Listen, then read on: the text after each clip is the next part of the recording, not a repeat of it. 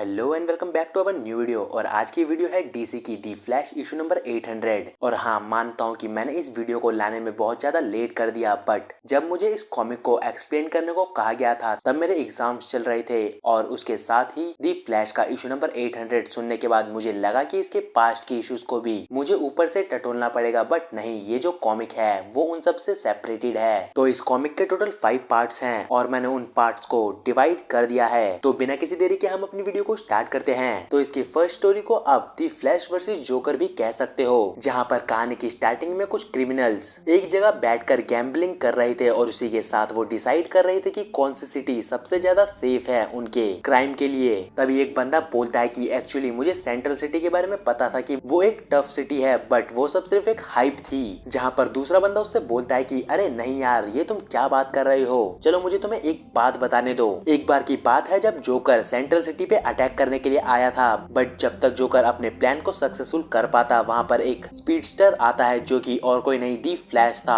और पल भर में ही अपने जोकर को सेंट्रल सिटी से निकाल फेंकता है। बट तभी वहाँ पर बैठी एक super villain mind tensor, I don't know मैं इसका नाम सही से प्रोनाउंस कर रहा हूँ या नहीं, बट फिर भी वो कहती है कि क्या तुमने कभी कॉन्डिमेंट किंग के बारे में सुना है? एक बार वो सेंट्रल सिटी के बैंक में रॉबरी करने गया था, बट अगले ही मोमेंट पे वो बंदा अपने आप को डेजर्ट के बीचों बीच पाता है जो कि अफ्रीका में था और उसको ऑलमोस्ट 1 साल लग गया अपने घर वापस आते आते। और तभी तीसरा बंदा बोलता है कि क्या तुमने उनके बच्चों के बारे में सुना है जिनमें से वो लड़का शर्क सबसे ज्यादा फास्टेस्ट है और सबसे ज्यादा पावरफुल। मैंने लिटरली उसको एक बार एक जाइंट साइज के मॉन्स्टर को उठा के पानी में फेंकते हुए देखा था और वो लड़की थंडर हार्ट वो तो हर जगह पर है और यकीन मानो वो सारे स्पीडस्टर इस सिटी में बहुत ज्यादा हो चुके हैं। तभी फिर से मिंट आंसर कहती है कि क्या तुमने कभी मॉर्ड्यू के बारे में सुना है? वो बंदा लिटरली टाइम और स्पेस में आ जा सकता था और डायमेंशंस में खेलता था और उसकी पावर्स मैजिकल थी। बट एक दिन वो सेंट्रल सिटी में आता है जहाँ पर एक बच्ची उसे देखकर जीप चिढ़ा देती है और उसके बाद वो बंदा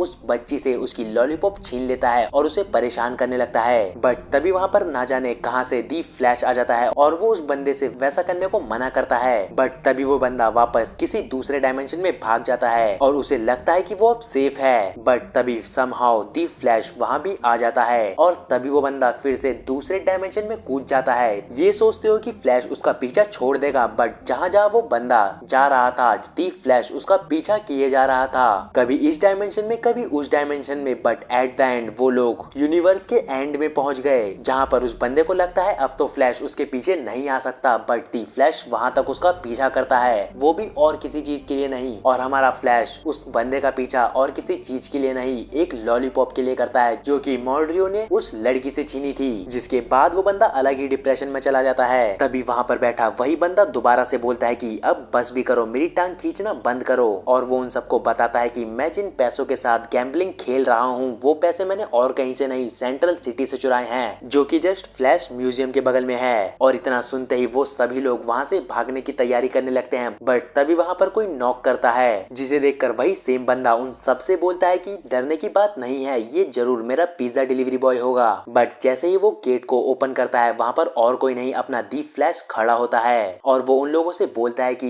हे गाइस, क्या हम थोड़ी सी बात कर सकते हैं? हमारी नेक्स्ट स्टोरी का नाम है दी मैक्स इन द मिरर, जहाँ पर हमारी ये कहानी ब्रैट एलन, मैक्स मरकरी और दी फ्लैश के अराउंड घूमती है। ब्रैट एलन एक फ्यूचर से आया हुआ स्पीडस्टर है जो कि मैक्स मरकरी के साथ रहता है, जो कि उसका मास्टर भी है। एक दिन वो अपने मास्टर मैक्स मरकरी को मिरर के उस पार पाता है और मैक्स मरकरी उससे कहता है कि मेरी बात ध्यान से सुनना, दी फ्लैश भी यहाँ पर है और हम लोग मिरर डायमेंशन में कैद हो चुके हैं। तभी दी फ्लैश भी वहाँ पर आता है और वो उससे बोलता है कि मिरर मास्टर ने हम लोगों को यहाँ पर मिरर डायमेंशन में कैद कर दिया है और तुम्हें उसे ढूंढना होगा जो कि डाउनटाउन कीस्टोन में है। और इससे पहले दी फ्लैश अपनी बात पूरी कर पाता, ब्रैट एलन वहाँ से तैयार होते हुए डाउनटाउन में जाता है और मिरर मास्टर को नॉकआउट कर देता है, जहाँ पर दी फ्लैश उसे देखकर कहता है कि ये तुमने क्या किया? तभी ब्रैट एलन का मास्टर मैक्स मरकरी उससे कहता है कि वहाँ पर मिरर गन को ढूंढो और वहाँ पर एक रिवर्स स्विच होगा, उससे हमें यहाँ से बाहर निकालो। बट जैसे ही ब्रैट उस गन को ढूंढता है वो गन टूटी हुई होती है और वो उन दोनों से पूछता है कि क्या तुम्हें ये ठीक करना आता है? इससे पहले दी फ्लैश और मैक्स मरकरी कुछ सोच पाते,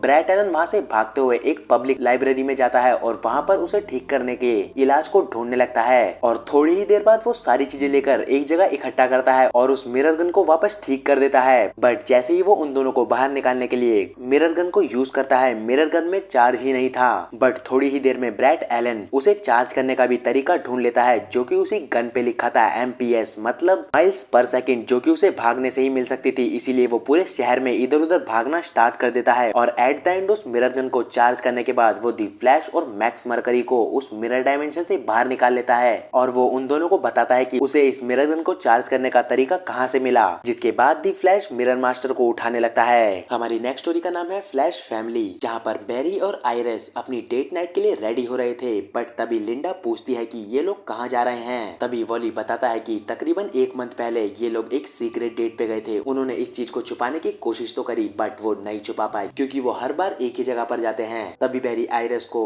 एक कॉस्मिक ट्रेडमिल के पास ले जाने लगता है। आयरिस बैरी से बोलती है कि कॉस्मिक ट्रेडमिल को हमारी जॉय राइड के लिए ले जाना एक अच्छा आइडिया रहेगा। बैरी कहता है कि ये कोई अच्छा आइडिया नहीं है, ये बस हमारी एक कार है और हम टाइम से पहले वापस आ जाने वाले हैं। और तभी बैरी और आयरिस फ्यूचर में अपीयर होते हैं, बट तभी वहाँ पर 2 रोबोट उन पे अटैक कर देते हैं। लेकिन तभी 2 लोग वहाँ पर आके उन दोनों को बचा लेते हैं, जो कि और कोई नहीं, उन दोनों का नाम था डॉन और डॉन। दोनों का नाम सिमिलर है बट दोनों की स्पेलिंग बिल्कुल डिफरेंट है, जो कि आपको स्क्रीन पे दिख ही रही होगी। मैं लिटरली स्टोरी के बीच में से स्पेल नहीं करना चाहता। और ये दोनों और कोई नहीं, बैरी और आयरिस के ही बच्चे हैं, जो कि एक अल्टरनेट टाइमलाइन से हैं। और अब बस ये लोग लंच करते हैं और वैसी लाइफ जीते हैं जो कि एक नॉर्मल फैमिली जीती है। वॉली लिंडा को बताता है कि बैरी ने हमेशा उसे दिखाया है कि एक असली फैमिली क्या होती है और यही चीजें हमें खुद से जोड़ के रखती हैं। और अगले ही मोमेंट पे बैरी डोर पर आ जाता है और वॉली सोचने लगता है कि ये लोग इतनी जल्दी वापस कैसे आ गए। तभी आयरिस कहती है कि हम कुछ भूल गए हैं। और इस बार जब बैरी और आयरिस जाने वाले होते हैं तभी वो कहते हैं कि कम ऑन, बच्चों को भी साथ ले लो। और एट द एंड वो सभी एक साथ होते हैं, एक असली फैमिली की तरह। तो हमारी नेक्स्ट स्टोरी का नाम है ब्लिट्स ब्लैक।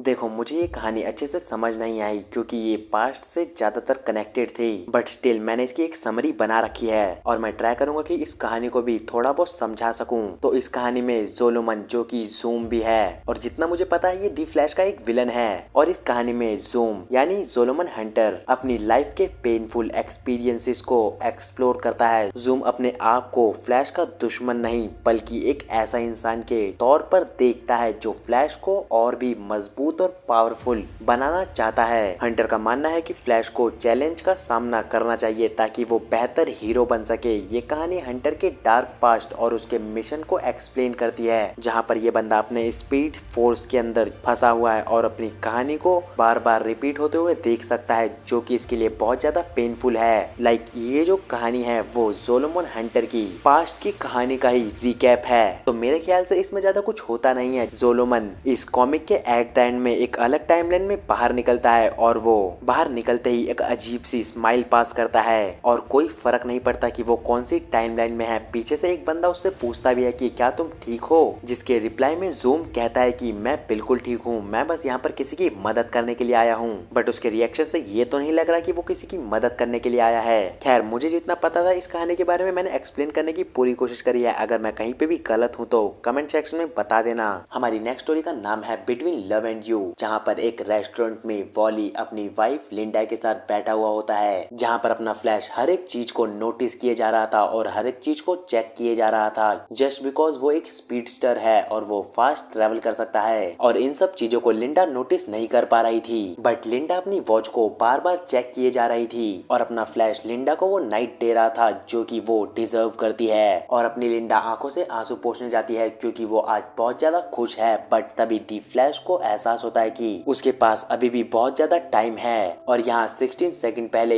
स्पीड फोर्स में कुछ हलचल हो रही थी। और तभी वैली वहाँ पर आ जाता है और उसे एहसास होता है कि ये चीज एक ट्रैप है, कोई चाहता था कि वो वहाँ पर आए। और वैली उससे उसका नाम पूछता है, लेकिन वो बंदा वैली की बैक पर अटैक किए जा रहा था। और हैरानी की बात तो ये थी कि वो बंदा फ्लैश जितना ही फास्ट था। वॉली जैसे तैसे करके वहाँ से बचने के तरीके लगाने लगता है, जहाँ पर वो बहुत सारे पीसेस को एक जगह इकट्ठा करता है और वहाँ पर एक मिरर अपीयर होता है, एक एटॉमिक मिरर, एक क्वांटम बैरियर। और तभी वॉली उस मिरर के जरिए स्पीड फोर्स को तोड़ते हुए बाहर निकल जाता है, यहाँ तक कि मिरर माइंड भी चिल्लाने लगता है और उसे बहुत ज्यादा दर्द हो रहा था और किसी तरह से वो उस चीज से कनेक्टेड था। और उसके बाद वो मिरर मास्टर को जेल में लॉक कर देता है और भागता हुआ लिंडा के पास जाने लगता है, लेकिन वो ये भूल जाता है कि उसकी स्पीड फोर्स कितनी है और वो वहाँ के सभी एरिया को डिस्ट्रॉय कर देता है। और तभी वॉली कहता है कि क्या किसी को वो अर्थक्वेक महसूस हुआ और दी फ्लैश का इशू नंबर 8 यहीं पर एंड हो जाता है। एंड मुझे पता है कि मैंने कई जगह इस कॉमिक में मैच्ड अप किया है जस्ट बिकॉज मैं डीसी के कॉमिक को जल्दी एक्सप्लेन नहीं करता, इवन मुझे उसके पास्ट के बारे में कुछ भी नहीं पता।